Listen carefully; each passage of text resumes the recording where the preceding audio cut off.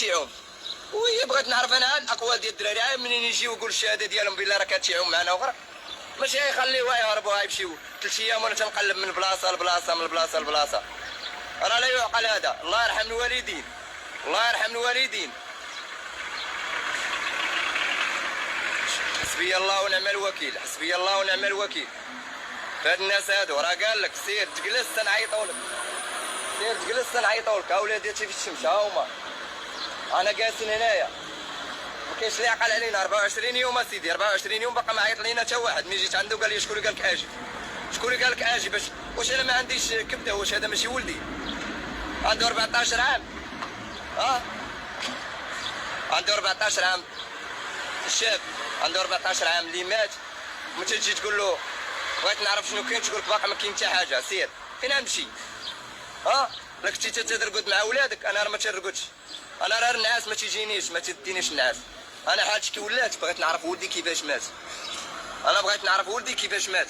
الله يرحم الوالدين. حسبي الله ونعم الوكيل، حسبي الله ونعم الوكيل. الله يرحم الوالدين. انا راه ما قاريش وما عمري ما قريت باش نقول لكم باش شي واحد يديرها في راسو. راه انا باغي حقي. يعني من نجي انا لهاد الجندارم خاصهم هما يفهموني، هما يوريوني، هما يديوني، هما يجيبوني. علاش؟ حقاش هما اللي محمل المسؤوليه ديال الدراري. تقول لي راه قال لنا وكيل العام، حنا في وكيل العام. الله يرحم الوالدين. سير اسير تنعيط لك التليفون طاش.